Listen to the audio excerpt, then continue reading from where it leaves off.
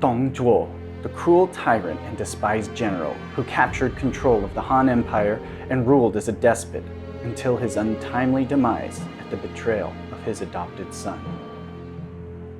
Hey, what's up? This is Sifu Kuttel, and in this video I want to talk a little bit about Dong Zhuo, but more importantly I want to talk about a particular moment in history that could have been the tipping point for the fierce flying general Lü Bu to cut ties with his adopted father Dong Zhuo that ultimately led to betrayal and his murder. All in this episode of Han Dynasty Weapons.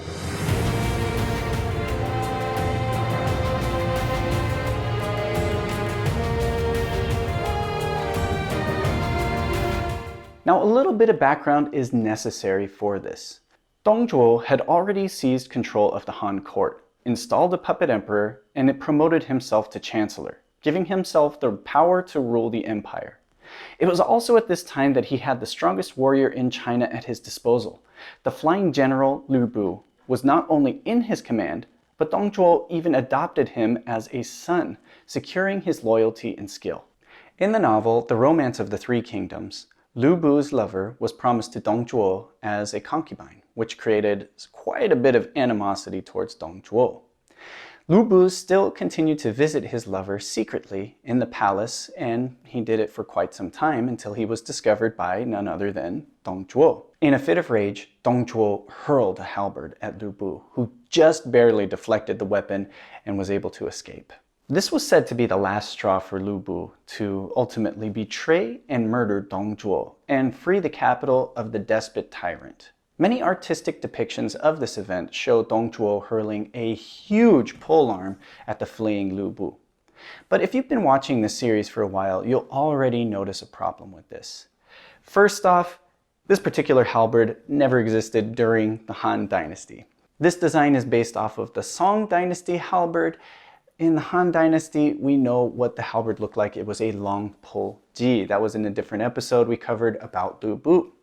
The second thing is, halberds typically weren't thrown as a useful technique. There were javelins in the time and spears that could be used for throwing, but a polearm like a ji or a halberd isn't typically the first thing that you'd want to throw.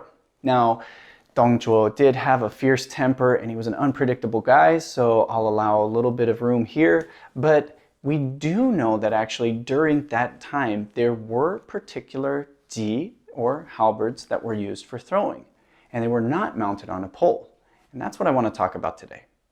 The ji or halberd of the Han Dynasty was quite a versatile weapon. Now, we've talked about this before in other videos discussing the ji, as we've seen it on a very long pole for chariot warfare, on a regular long pole that could be used on horseback or by infantry soldiers, and the short pole ji. And now we're going to look at one more configuration of this where the ji can be held just by the blade itself and can be carried on the belt like a dagger, and was also used as a throwing weapon. Thanks to LK Chen, who sent me these Battalion Ji blades, I've had the opportunity to work with these in the handheld configuration and even test it out as a throwing weapon. Now, first off, as a dagger, it makes perfect sense. I mean, the length of it is just like a typical Kung Fu dagger, and it's very light and easy to maneuver.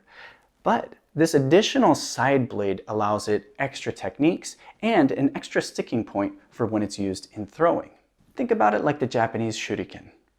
With each point, you have more of a chance to sticking it into the target without having to worry about distance or rotation or anything extra like that. Just throw.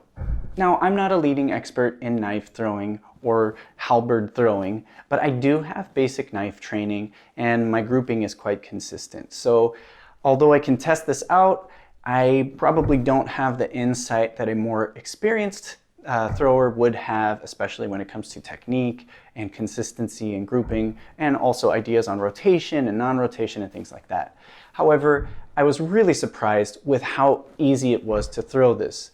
I didn't really have to modify the technique. It threw almost exactly the same as the dagger, and it sunk in more consistently. In the end, it was so easy to throw the ji and sink it into the target.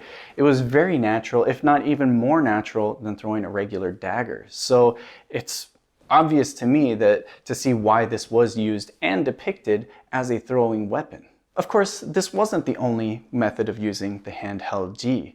I would expect it was more often used in close quarters combat, like a dagger, because it's exceptionally well for slashing and piercing techniques with both the front and the side blade. A blade like this would be very easy to conceal, which is probably why it was the preferred weapon for assassinations, as we've seen depicted on tomb carvings. In fact, there's one very popular tomb carving that appeared in a number of tombs that depicts what we like to call the Battle of the Bridges, and it shows the assassination of an official. Now, the story may have been well known at the time, which is why it was displayed in many tombs, but the story itself has been lost to time. It is important to note that LK Chen offers two sizes of Ji blades, and this is really based on how they were mounted on pole arms. So there is the Combat Ji, which is a larger size blade and was mounted on the long pole that we see for the cavalry and for the infantry, and could also be used as a handheld weapon. And then there's the Battalion Ji, which is a smaller size, and this was mounted on the extremely long pole for chariot warfare, and could also be very well mounted on the double short pole Ji.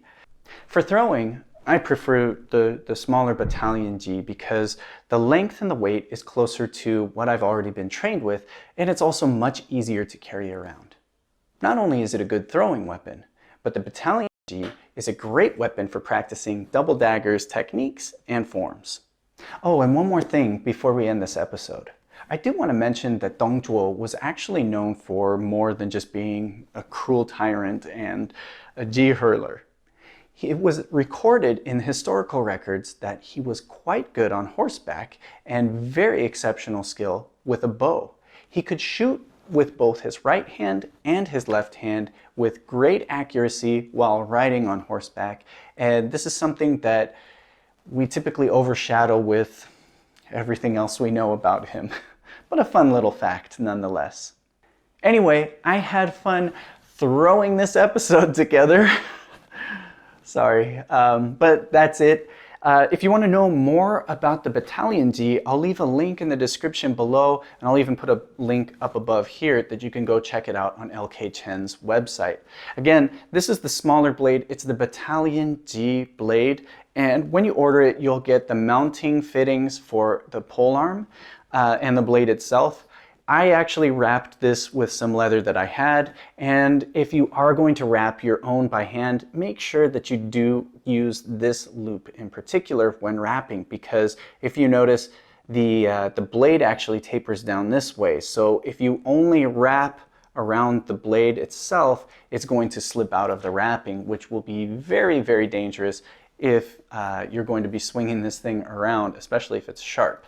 So make sure you have good secure wrapping, and if you only plan on using it in the handheld version, I would even suggest throwing some glue on the blade before that, just to make sure that everything is secure. Again, everything's down below, all the information for this. Hope you guys enjoyed this episode. If you have any other cool Dong Zhuo facts, drop them down in the comments below. And if you have any comments regarding my throwing technique, go ahead and drop that down below as well.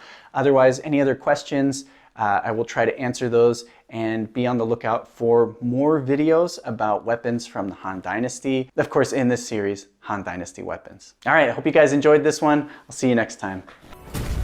Bye.